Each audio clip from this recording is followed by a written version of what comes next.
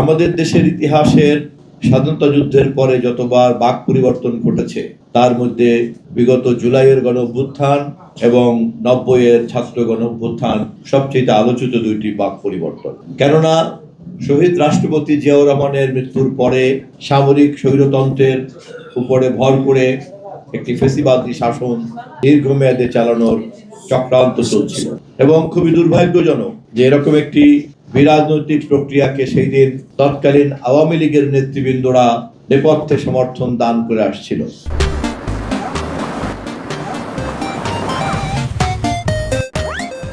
এবং সে কারণেই এরশাদের অভ্যুত্থানের পর আওয়ামী লীগের তৎকালীন সময়কার দৈনিক মুখপত্র বাংলার বাণী পত্রিকায় পরোক্ষভাবে প্রশংসা করা হয়েছিল, একটি লাশ পড়েনি, একটি বুলেট ঝরেনি। এভাবেই এরশাদের সামরিক শাসনকে তারা স্বাগত জানিয়েছিল।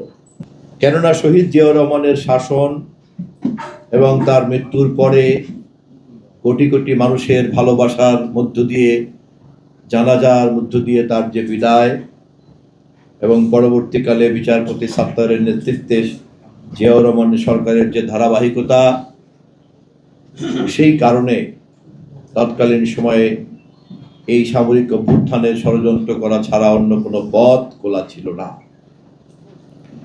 দেশ যদি স্বাভাবিক গণতান্ত্রিক পদ্ধতিতে চলতো তাহলে কি রায় আসতো শহীদ জিয়ার জানাজা তা প্রমাণ করে।